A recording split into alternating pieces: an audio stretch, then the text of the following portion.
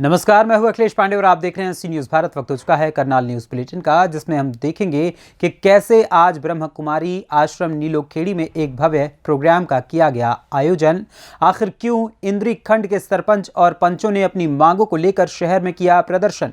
साथ ही बात करेंगे कि कहां आज आम आदमी पार्टी द्वारा जरूरतमंद गरीब परिवारों को कंबल किए गए वितरित। और भी तमाम खबरों पर आई विस्तार से करते हैं चर्चा। करनाल में आज ब्रह्म कुमारी आश्रम नीलोखेड़ी में एक भव्य प्रोग्राम का आयोजन किया गया, जिसमें ब्रह्म कुमारी संगीता व ब्रह्म कुमारी रेणु और महेंद्र ने गुरुजी प्रजापति पिता स्मृति दिवस पर उनकी जीवन शैली के बारे में बताया। जी, क्या कार्यक्रम था आज का, जो कार्यक्रम किया गया है इस पर? आज प्रजापिता ब्रह्मा कुमारी ईश्वरीय विश्वविद्यालय के साकार संस्थापक पिताश्री प्रजापिता ब्रह्मा का 54वां स्मृति दिवस मनाया गया। प्रजापिता ब्रह्मा बाबा, जो कि निराकार परमपिता परमात्मा शिव के साकार माध्यम, जिन्होंने 18 जनवरी 1969 में इस भौतिक देह को त्याग करके अपनी संपूर्ण अवस्था को प्राप्त करके अव्यक्त वतनवासी फरिश्ता बन गए। ये सभी ब्रह्मावत्सों के लिए आज का दिन विशेष इस यज्ञ हिस्ट्री के अंदर सबके लिए एक प्रेरणा का दिन है। सब आत्माएं इस दिन खास विशेष पुरुषार्थ करके ब्रह्मा बाबा के द्वारा दिए गए उस लक्ष्य को प्राप्त करने के लिए संपूर्ण अपने जीवन में तपस्या योग का कार्यक्रम आज के दिन पर विशेष रखा जाता है। और आज का दिन विशेष विश्व शांति दिवस के रूप में भी मनाया गया। सर्व आत्माओं को, सारे विश्व की आत्माओं को शांति में रह करके शांति के वाइब्रेशंस सर्वात्माओं को दिए गए, क्योंकि आज का संसार जो है वो सर्वात्माएं आज के संसार में दुखी और अशांति का अनुभव कर रही हैं। और वो शांति के सागर पिता परमात्मा से यदि जुड़ जाएं तो अपने जीवन में शांति का अनुभव कर सकते हैं। साकार ब्रह्मा बाबा। तो विशेष रूप से इनका जन्म कहाँ का था? हैदराबाद सिंध। तो इनकी जीवन शैली के बारे में कुछ बताना चाहिए। हाँ जी, ब्रह्मा बाबा जो थे वो बचपन से ब्राह्मण परिवार से थे और बचपन से ही जब वो भक्ति भावना में बहुत लगे हुए थे और इस ईश्वरीय विश्वविद्यालय के संपर्क में निराकार परमात्मा ने जब उनके तन में प्रवेश किया तो बाबा, जब उनकी आयु लगभग 60 वर्ष की थी, तो 60 वर्ष की आयु में बाबा ने बाबा माना निराकार परमपिता परमात्मा शिव ने उनके तन को अपना माध्यम बनाया। और बाबा को जब संपूर्ण निश्चय हुआ उन साक्षात्कार के माध्यम से, क्योंकि वो खोज तो रहे थे कि भगवान कौन है, और स्वयं निराकार परमात्मा ने अपना उनको साक्षात्कार कराया। और जब उस तन में वो दिव्य ज्योति ने प्रवेश किया निराकार परमात्मा ने, तो उनके मुख से वो 3 महावाक्य उच्चारण किए। प्रकाश स्वरूपम शिवोहम शिवोहम, ज्ञान स्वरूपम शिवोहम शिवोहम, आनंद स्वरूपम शिवोहम शिवोहम। तो ये निराकार ज्योति ने अपना परिचय दिया। और जैसे ही उनको वो निराकार शिव पर वो निश्चय हुआ तो साथ साथ निराकार परमात्मा ने उनको एक और साक्षात्कार कराया, जिसमें सारी पुरानी सृष्टि के विनाश का साक्षात्कार कराया। तो जहाँ उनको वो दृश्य दिखाई दिया ट्रांस में कि जैसे बॉम्बे की बड़ी बड़ी बिल्डिंगें जो हैं वो ताश के पत्तों की तरह ढह रही हैं, चारों तरफ अग्नि ही अग्नि है। तो जहाँ उनको वो दृश्य दिखाई दिया ट्रांस में कि जैसे बॉम्बे की बड़ी बड़ी बिल्डिंगें जो हैं वो ताश के पत्तों की तरह ढह रही हैं, चारों तरफ अग्नि ही अग्नि है, मनुष्य आत्माएं त्राही त्राही कर रही हैं, खून की नदियां बह रही हैं। तब अचानक बाबा के मुख से निकला कि हे भगवान, बस करो, अपना कोई मोहिनी रूप दिखाओ। तब उनको परमात्मा ने वो स्वर्णिम सतयुगी दुनिया और विष्णु चतुर्भुज का साक्षात्कार कराया। और जब वो विष्णु चतुर्भुज का साक्षात्कार उनको हुआ तो उस साक्षात्कार के माध्यम से उसने कहा कि तत्वम, तुम ही ये हो। तो बाबा को निश्चय हुआ कि मैं ही ये हूँ। और वो स्वर्णिम सतयुगी दुनिया, भगवान ने उनको कहा कि मुझे तुम्हारे द्वारा ऐसी स्वर्णिम दुनिया बनानी है। तो बाबा को संपूर्ण निश्चय होते ही बाबा ने अपना सर्वस्व इस यज्ञ के लिए समर्पित कर दिया। और जिस बाबा हीरे जवाहरात के व्यापारी थे, और हीरे जवाहरात के व्यापारी के पास आप समझ सकते हैं कितना धन होगा, वो सर्वस्व धन बाबा ने 5 बहनों की कमेटी बना करके वो सर्वस्व सरेंडर कर दिया। जिस धन से, केवल एक बाबा के धन से 14 वर्ष तक 350 भाई बहनों की पालना केवल बाबा के धन से हुई। और 1950 तक वो सब जो भाई बहनें थे जिन्होंने तपस्या की, 14 वर्ष की गहन तपस्या के पश्चात ये जो यज्ञ है वो हैदराबाद सिंध से माउंट आबू में स्थानांतरित हुआ। वर्तमान समय जो इस ईश्वरीय विश्वविद्यालय का अंतर्राष्ट्रीय मुख्यालय है, और 1852 से वो बाबा के साथ जो कोई 16 वर्ष कोई 18 के थे, वो छोटी छोटी कन्याएं थी। वो ज्ञान पर के जीवन जब ज्ञान, योग, धारणा और सेवा की परिपक्वता को अपने जीवन में लाया, तब उनको बाबा ने भारत के अलग अलग पर सेवाओं के लिए भेजा। अलग अलग सजा करके आज ये ईश्वरीय जो स्थापना हुई है, ये ईश्वरीय विद्यालय आज लगभग 147 के अंदर ये ईश्वरीय विश्वविद्यालय हुआ। पहला ऐसा विद्यालय है जहाँ पर माताओं बहन द्वारा ही ये कार्य किया जाता है। परमपिता परमात्मा ने प्रजा ब्रह्म माध्यम से वो ज्ञान का कलश माताओं और बहनों के सिर पर रखा। आज हमारी बहन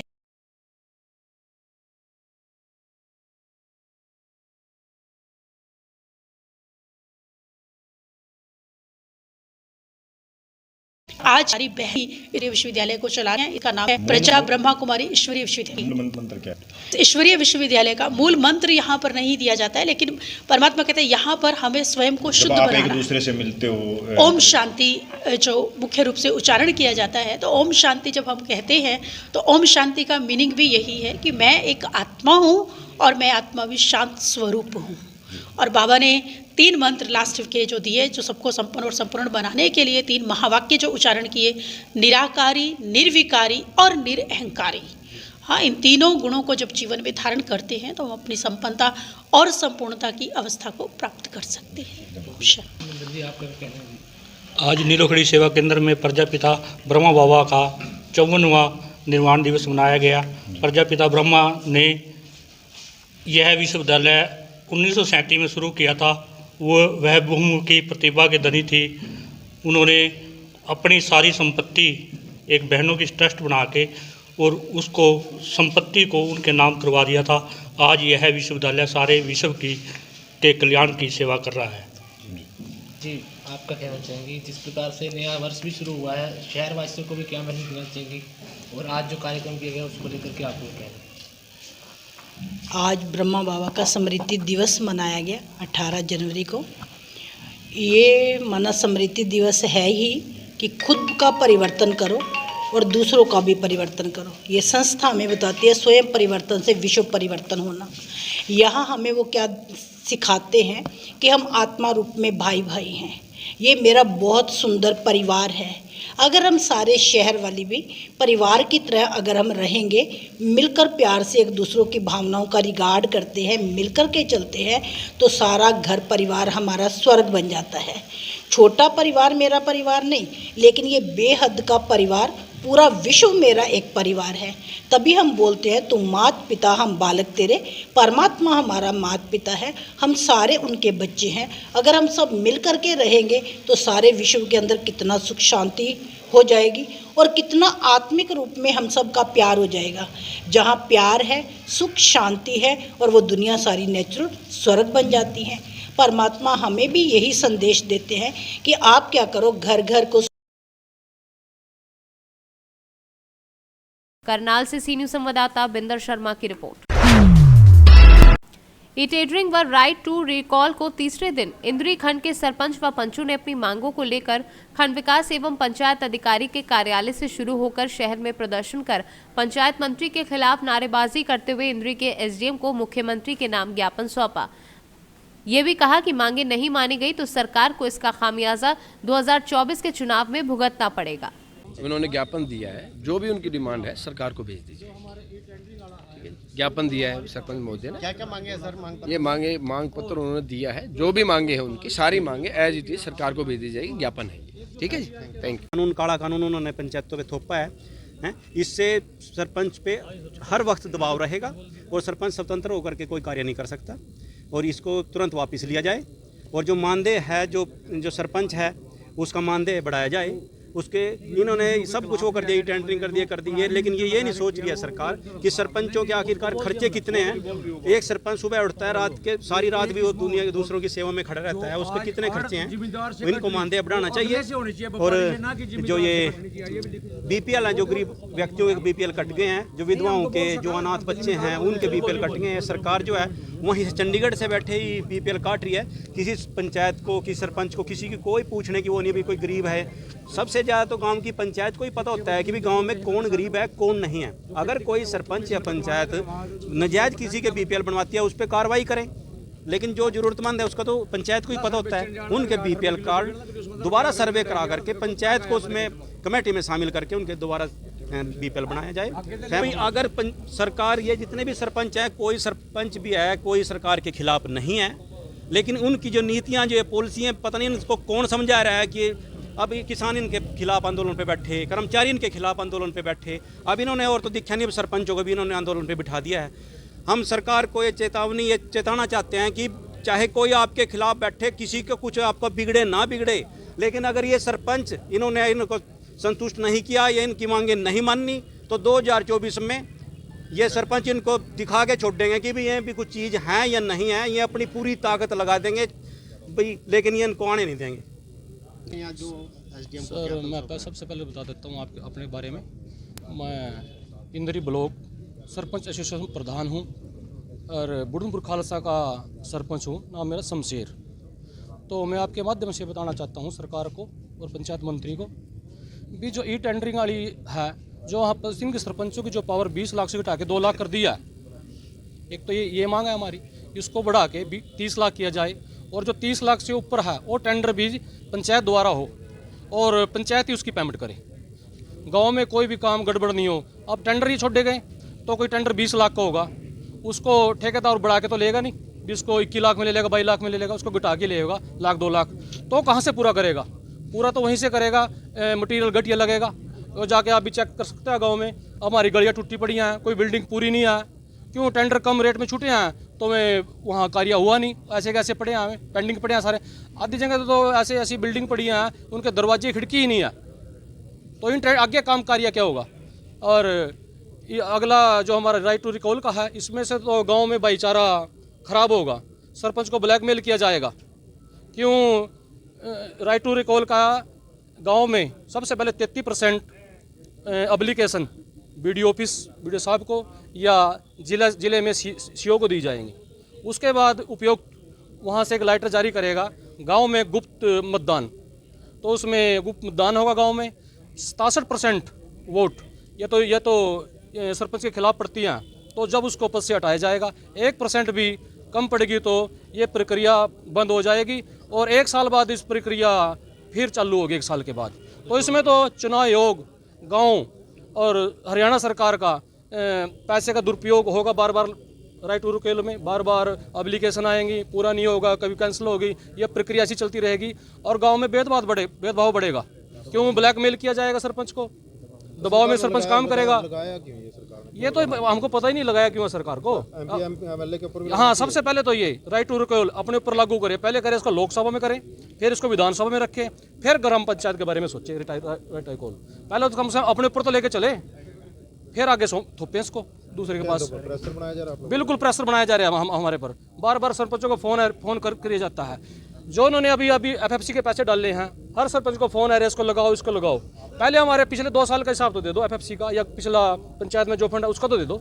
अब इन्होंने जो जारी किया ये फेसबुक पे या व्हाट्सएप पे, इस पे किया, तो पिछला भी कर दो 2 साल का, वो कार्य कहाँ हुआ है, वो पैसे कहाँ गए हैं, वो हिसाब दे दो। सरपंच तो अभी बन के आए हैं, इनको क्या पता, इनको पहले चोर बताने लगे।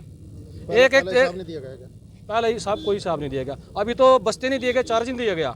हमारी ब्लॉक की पंचायतें हैं 10-11 जिनको बिल्कुल भी कोई चार्ज नहीं दिया गया, और प्रशासन का चार्ज तो किसी सरपंच को दिया ही नहीं गया। कोई हिसाब नहीं है। इनको टड़ाए जा रहे हैं, फ़ोन करते हैं, इनको गुमराह किया जा रहा है। कभी फ़ोन बंद कर लेते हैं, आज मेरे को ये काम, आज मेरे को, हमको बने 1.5 महीना हो चुका शपथ लिए, किसी सरपंच को कोई अभी गुमराह किया जा रहा है। क्या उसका हिसाब किताब नहीं दे रहे? बिल्कुल कोई हिसाब किताब नहीं दे रहे हम, किसी गुमराह किया जा रहा है। यार हम तो पंचायत मंत्री से अनुरोध करते हैं वो हर गांव में आए और ग्राम सभा करें, और सरपंचों से नहीं सारे गांव से पूछे भी ये पैसा कहाँ लगा हुआ है, जो ग्रांट आई हुई है या पंचायत फंड का पैसा है, वो खुद गांव का हिसाब दे दो, सरपंचों को छोड़ो। जो उसमें दोषी उनके खिलाफ कार्रवाई, उनके वहाँ जो दोषी पाए उनके खिलाफ कार्रवाई करो। कहाँ है पैसा है, वो दोषी बताएंगे पैसा कहाँ गया है, वो दोषी अपने आप बता देंगे, उसमें दोषी पाए जाएंगे।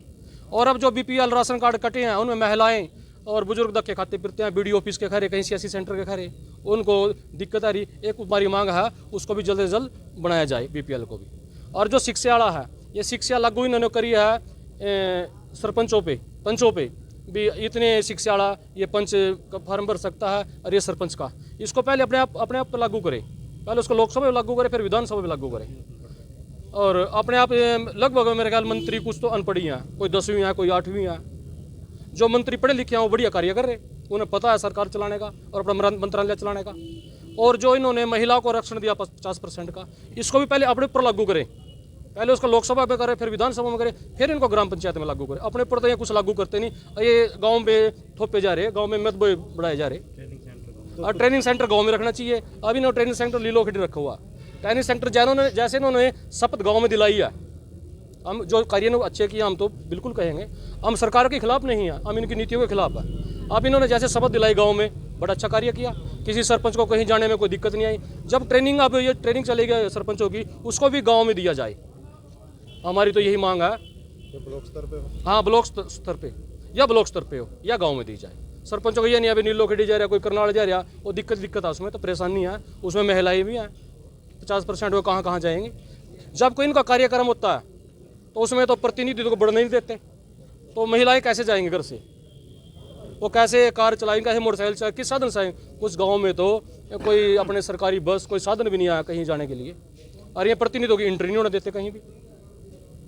तो उनको जो आरक्षण दिया है पहले अपने ऊपर लागू करे, फिर ही पता लगेगा भी यहाँ ये आरक्षण है क्या चीज़। 50% महिला को जो उन्होंने दिया है, हम तो आपके माध्यम से यही कहना चाहेंगे भी हमारी जो डिमांड है, जो हमने ज्ञापन SDM साहब को सौंपा है मुख्यमंत्री के नाम, वो हमारा वहाँ पहुँचे, और आपके माध्यम से भी जो हमारी मांगे हैं उनको ऊपर मुख्यमंत्री और उप मुख्यमंत्री पे पहुँचाया जाए और पंचायत मंत्री पे पहुँचाया जाए।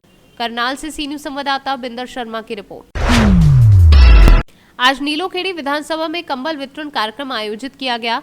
आम आदमी पार्टी के नेताओं द्वारा कहा गया कि कड़ाके की ठंड व कहर जारी है, चाहे कोहरे की बात करें, चाहे शीत लहर की बात करें।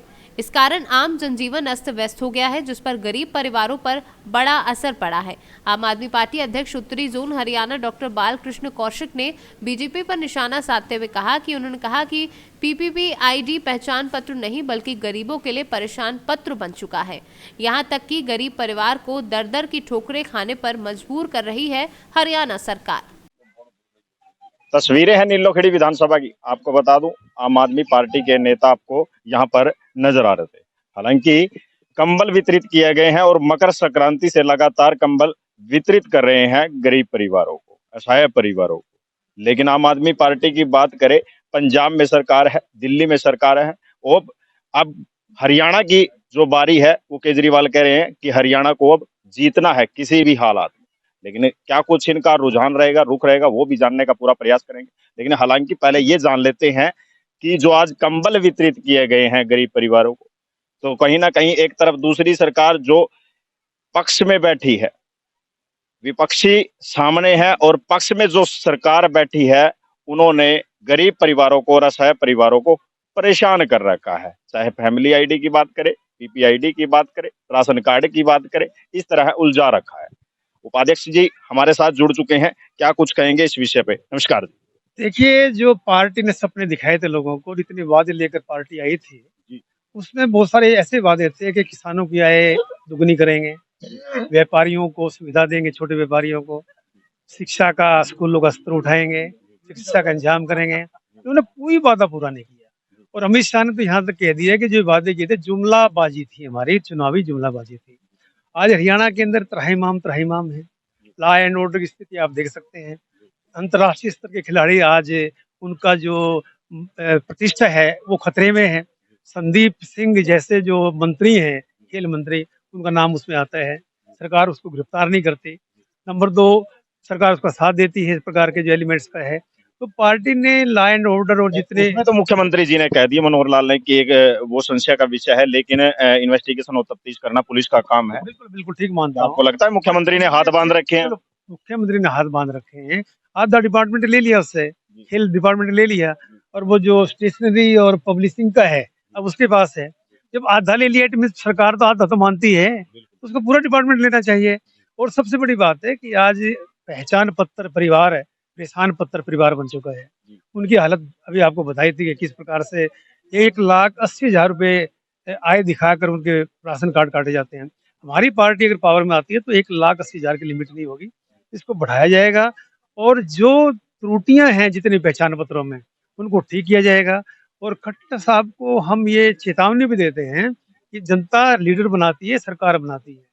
इनको कहीं घमंड है कि हम इस प्रकार की पार्टी है कि हमारी सरकार बन गई। तो ये जो आम आदमी पार्टी है सशक्त विपक्ष की भूमिका निभा रही है।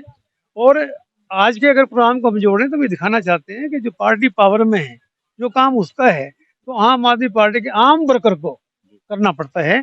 और इसीलिए इस कार्यक्रम को हमने रखा। क्या नाम है जी शुभ अपना? मैं सुखबीर चहल, प्रदेश है संगठन। क्या कुछ कहोगे आज जो कंबल वितरित किए गए?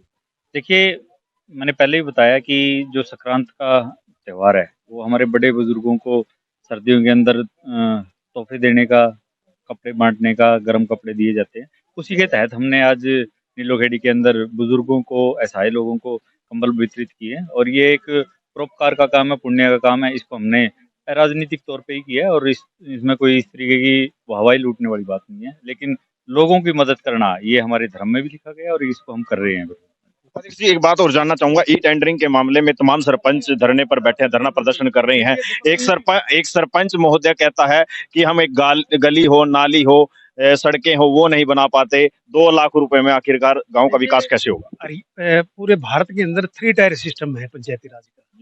पार्लियामेंट, एमपी को खर्चा मिलता है विकास करने का, एमपी कोटा, विधानसभा के सदस्य को मिलता है। और तीसरा जो हमारा स्तंभ है पंचायती राज, जिसे गांधी जी कहते थे कि पंचायती राज के माध्यम से ग्राम राज्य आ सकता है, उस पर आप अंकुश लगाते हो, या तो ऊपर से लेकर नीचे तक अंकुश लगाओ। अगर आप ये टेंडरिंग या कोई दूसरा मामला है, सरपंचों को गली बनवाने का अधिकार नहीं होगा, उनके पास पैसे नहीं होंगे, तो वो जनता की सेवा कैसे कर सकते हैं? आम आदमी पार्टी बड़े खुले मन से ई टेंडरिंग के मतलब उस पे क्वेश्चन पर सरपंचों के साथ खड़ी है, पंचों के साथ। विरोध करते हो आप? बिल्कुल विरोध करते हैं। ये भी कह रहे हैं राइट टू कॉल की बात। राइट टू कॉल का तो अधिकार हम स्टार्टिंग से करते हैं कि जो चुनाव के अंदर हम जिताते हैं उसको वापस बुलाने का अधिकार हो। राइट टू कॉल तो जो चुनाव संबंधी मतलब उसकी विकास की बात की जाती है, तो उसकी सबसे बड़ी विसंगति है। एक आदमी को बढ़ा दिया, जनता ने चुन दिया और वो 5 साल के लिए लग जाता है, उसको हटाना बड़ा मुश्किल होता है। अगर रिकॉल का अर्थ है कि चुने हुए प्रतिनिधि को वापस बुलाने का अधिकार, उसको हम समर्थन करते हैं। हम इस बात का भी समर्थन करते हैं कि जिस व्यक्ति के ऊपर FIR लॉज हो, क्रिमिनल केसेज हो, पार्टी जैसे हमारी पार्टी उसको मतलब इस प्रकार के कैंडिडेट को टिकट नहीं मिलनी चाहिए। वो ना जाने कितने भी सरपंच होंगे, कितने नेता होंगे जिनके ऊपर FIR और मुकदमे दर्ज हो। बिल्कुल वो नहीं होने चाहिए। और कहते हैं कि वो सब जुडिस है, ये है, तो कहीं ना कहीं हर पॉलिटिकल पार्टी को ये भी देखना चाहिए इस मामले के अंदर कितनी सच्चाई हो सकती है, क्योंकि आम पब्लिक को पता होता है। अब कत्ल का केस होता है नीलोखेड़ी में, तो आपको पता नहीं हुआ क्या किसने मारा है। तो ये सारी बातें हैं, तो हर पार्टी को, हर संस्था को ज्ञान होना चाहिए। और एक मैं ये कहना चाहूंगा कि जिस प्रकार से चौथे स्तंभ प्रेस को दबाया जा रहा है, वो सरकार छोड़ दे इस चीज को। गुलाम यानी लोग तो गोदी प्रेस बोलते हैं। इतना सम्मानजनक पद है पत्रकार का, यानी एक व्यक्ति से पूछा जाए शिक्षक बनेगा पत्रकार, वो कहते दोनों में से कोई सा बना दे, दोनों सरकार के पद हैं। तो ऐसी स्थिति में इसको गोदी मीडिया बनाना या दूसरी बातें करना, ये सरासर प्रजातंत्र के विरुद्ध। पंजाब में आपकी सरकार है, दिल्ली में आपकी सरकार है, हरियाणा में क्या रहेगा? हरियाणा के अंदर हम बड़ी मुस्तैदी से और जिसे कहते हैं ना तहे दिल से चुनाव लड़ेंगे। और हम ये बिल्कुल चेतावनी देते हैं कि हमारे इधर भी पंजाब में सरकार है, इधर दिल्ली में सरकार है, बीच का कमरा है तो हमारा वो बड़ा भाई है, ये हमारी माँ के समान है ना दिल्ली। तो हम इसके बीच के कमरे को भी साफ करेंगे और आम आदमी पार्टी की सरकार निसंदेह रूप से स्थापित होगी और जनता इसमें विश्वास प्रकट करेगी। शुभ नाम जी? मेरा नाम अजीत सिंह, हल्का संगठन मंत्री नीलोखेड़ी। क्या कुछ कहोगे जो आज का विषय रहा कंबल वितरित का? मैं पहले भी बता चुका हूं कि मेरे को मेरे बड़े नेताओं का फोन आया था कि भाई गरीब लोगों को कंबल बांटने हैं, इसका तुरंत प्रोग्राम रखा गया। इन्होंने तो मेरे को 200-250 कंबल के लिए बोला था, लेकिन तुरंत जितने हो सकते थे हमने तुरंत ये प्रोग्राम ऑर्गेनाइज किया। और इसमें आप देख ही रहे हैं 40 से 50 से 60 लोग आए हुए हैं और बाकियों के हमने नाम वगैरह लिख लिए हैं, उनको कंबल जल्दी भेज दिए जाएंगे। शुभ नाम? मेरा नाम संजीव मेहता है, मैं करनाल विधानसभा का अध्यक्ष हूँ।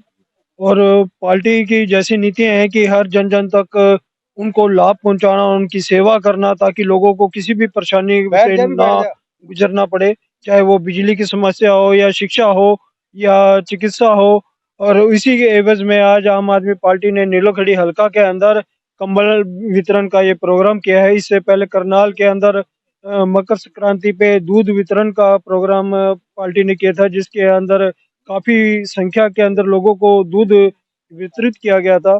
और ये प्रोग्राम आगे चलता रहेगा, जैसे शीर्ष नेतृत्व का आदेश रहेगा उसी हिसाब से प्रोग्राम होता है। फिलहाल तस्वीरें आप देख रहे थे नीलोखेड़ी विधानसभा की, लेकिन यहाँ पर आपको दिखाई दिया किस प्रकार से आम आदमी पार्टी के नेताओं ने बीजेपी सरकार पर निशाना साधा और आने वाले समय में हरियाणा में सरकार होगी हमारी, ये भी कहा। तस्वीरें हैं इन नीलोखेड़ी विधानसभा की। सी न्यूज भारत से बिंदर शर्मा। करनाल से सी न्यूज संवाददाता बिंदर शर्मा की रिपोर्ट। करनाल में नीलोखेड़ी विधानसभा बीटीपीओ कार्यालय में सरपंचों ने ई टेंडरिंग व राइट टू रिकॉल प्रणाली को खत्म करने के लिए सरकार के खिलाफ जमकर नारेबाजी की। सरपंचों ने कहा कि ई टेंडरिंग व राइट टू रिकॉल प्रणाली को खत्म किया जाए। उन्होंने कहा कि 2 लाख में विकास कार्यों की जो हरियाणा सरकार बात कर रही है, उसमें तो एक छोटी सी गली का टुकड़ा भी नहीं बन पाएगा और गांव में तकरीबन काम पेंडिंग पड़े हैं। गलियों की बात करें, नालियों की बात करें, गांव की चौपालों की बात करें। शमशेर सिंह ने आगे बताया कि हमारा यह धरना प्रदर्शन अनिश्चितकालीन तक चलता रहेगा। करनाल से सी न्यूज संवाददाता बिंदर शर्मा की रिपोर्ट। फिलहाल नीलोखेड़ी विधानसभा में मौजूद हैं और आपको बता दूं, देवेंद्र पंचायत जो मंत्री है उनके खिलाफ ये धरना प्रदर्शन किया जा रहा है और कारण क्या है, ई टेंडरिंग का मामला है और राइट टू रिकॉल का मामला है, जिसकी कार्य प्रणाली से तमाम सरपंच खुश नहीं है। और आज सरपंच धरना प्रदर्शन कर रहे हैं लगातार अलग अलग जिलों में, अलग अलग विधानसभाओं में। क्या कुछ इनकी मांग है, डिमांड है, किन मुद्दों को लेकर ये धरना प्रदर्शन किया जा रहा है, आइए जानते हैं। नमस्कार। नमस्कार जी। जो ई टेंडरिंग का मामला है, 2 लाख की बात करी है, तो क्या कुछ पूरा मामला? देखिए सर, 2 लाख में सरपंच कोई भी विकास गांव का कर नहीं सकता। 2 लाख में जो जीएसटी है वो चला जाता है, 1.5 लाख रुपए मिलता है।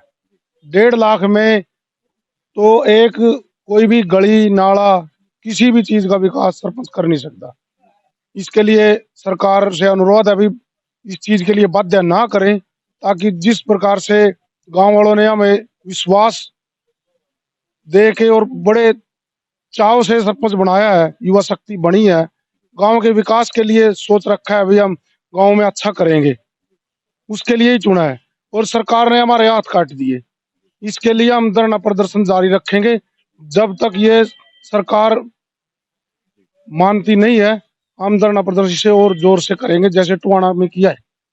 इससे बड़ा माननीय मुख्यमंत्री जी की बात करें, उन्होंने अभी हालांकि थोड़े दिन पहले बयानबाजी भी की और उन्होंने कहा भी है कि जो जायज है वो जायज ही रहेगा। 2 लाख से ऊपर जो पंचायत मंत्री ने कहा है कि 2 लाख में क्यों ना होता है, क्योंकि जई के हाथ में भागडोर दी गई है फिलहाल। देखिए, जेई, एसडीओ, एक्शन एससी, ये तो पहले भी ऐसे ही होता था काम, क्योंकि पिछली बार भी सरकार ने ये थोपने की कोशिश की थी, तो धरना प्रदर्शन जारी रहा। तो 5 या 4 दिन धरना रहा, उसके बाद सरकार ने वापस ले लिया था ये कानून और सुचारू रूप से 20 लाख की जो मंजूरी दे दी थी। और हम तो यही अनुरोध करते हैं कि हमें ज्यादा समय ना दें, ताकि जनता ना भड़के। तो आगे की रणनीति क्या कुछ रहेगी? आगे की रणनीति तो जी ये रहेगी, जैसे भी पूरा ऑल हरियाणा की कमेटियां बनी हुई हैं, उसके हिसाब से हम बड़ा आंदोलन करने की तैयारी है। अमित शाह की भी तैयारी है हरियाणा में, आएंगे, कोई बात नहीं। विरोध प्रदर्शन किया, उनका विरोध प्रदर्शन होएगा जी, जरूर होएगा जी, जरूर होगा। लेकिन हालांकि जो तमाम सरपंच हैं अलग अलग जिलों में और अलग अलग विधानसभाओं में हरियाणा की कमेटियां बनी हुई हैं, उसके हिसाब से हम बड़ा आंदोलन करने की तैयारी है। अमित शाह की भी तैयारी है हरियाणा में, आएंगे, कोई बात नहीं। विरोध प्रदर्शन किया, उनका विरोध प्रदर्शन होएगा जी, जरूर होएगा जी, जरूर होगा। लेकिन हालांकि जो तमाम सरपंच हैं अलग अलग जिलों में और अलग अलग विधानसभाओं में धरना प्रदर्शन लगातार इनका चला हुआ है। और इनकी एक भैया अंकित बड़थल से है सरपंच, इनसे जान लेता हूँ। राइट टू रिकॉल की बात करी है, 67 से 68% अगर आपके गांव ही आपके खिलाफ है तो सरपंची चुनाव तो तय है, ये पंचायत मंत्री ने भी आश्वासन दे रखा है, कह भी रखा है। कोई नहीं धमकी दे रहा, हम तो फिर भी अपने गांव में राइट टू रिकॉल का जवाब दे देंगे, कोई बात नहीं, गांव हमारे साथ आ। जो ये 2024 का चुनाव है नहीं, राइट टू रिकॉल क्यों है करा, उसमें बता देंगे ना हम के करेंगे के ना करेंगे। गांव में एक विवाद खड़ा करने की साजिश रची ये तो जो साफ सी भाईचारा हमारा यू खराब करने की कोशिश कर रहे, कुछ तो पहली हो जा। आपस में सरपंची का इलेक्शन लड़ा, सब ने नो भाई मैं सरपंच बन जू, मैं बन जू, तो पार्टीबाजी तो ही जावा, इसने ही और बढ़ावा देना। सामने नहीं आना चाहते, लेकिन ये तो अब आमने सामने की टकराव होगा इस प्रकार से। वो बढ़ावा दे रहेगा, हम अभी लठ बजे एक दूसरे के ला आपस में विवाद क्रिएट रो नू कनू, बस उस चीज ने बढ़ावा दे रही हूँ। बाकी कोई नहीं, 2024 है लिया उसमें बता देंगे भाई 2024 में। हाँ पूरा रिजल्ट देंगे ना राइट टू रिकॉल का, पूरा नु खूबी दिखा देंगे। हाँ भाई क्या है राइट टू रिकॉल, उसको पूरा का पूरा नु भुगतान दे देंगे, ला भाई अपना राइट टू रिकॉल पकड़ वापिस ले अपना। हाँ जी, क्या कुछ कहोगे? तुम अलग अलग गाँव से, सभी अलग अलग गाँव से? कौन से गाँव से हो? दयानगर से। हाँ जी। तो पंचायती जमीन कितनी? पंचायती जमीन 12 किले हैं। 12 किले हैं। जिन गाँव में जमीन मौजूद नहीं है, मतलब वो तो किसके सहारे है? वो तो सरकार के ग्रांटों के सहारे ही है, और उनके पास कोई आमदनी का साधन नहीं है। बहुत से गांव है जहाँ पे नहीं है आमदनी का साधन, वो तो सरकार के ग्रांट या जो पैसे आते हैं उन्हीं के सहारे है ना, उनके पास तो और कोई आमदनी का साधन नहीं है। हाँ जी। तो सरकार ने, हरियाणा सरकार ने कहीं पीपीआईडी में उलझा कर रख दिया, तो कहीं राइट टू रिकॉल में उलझा कर रख दिया सरपंचों को, और कहीं धरना प्रदर्शन आज जो चल रहा है ई टेंडरिंग का मामला है। 2 लाख से 30 लाख की इनकी मांग और डिमांड है, ताकि गांव में पूर्ण रूप से बहुमत से विकास कार्य करवा सके। इसी को लेकर 5 साल की ये छोटी सरकार चुनी थी गांव के लोगों ने, लेकिन और पूरे आस और विश्वास थे, लेकिन अब गांव की उम्मीदों पर कहीं ना कहीं पानी फिरने जा रहा है। तस्वीरें हैं नीलोखेड़ी विधानसभा की। सी न्यूज भारत से बिंदर शर्मा। करनाल से सी न्यूज संवाददाता बिंदर शर्मा की रिपोर्ट। फिलहाल के लिए इस करनाल न्यूज बुलेटिन में इतना ही। देश दुनिया की तमाम खबरों के लिए देखते रहें सी न्यूज भारत। हर खबर आपके साथ, आपके हाथ।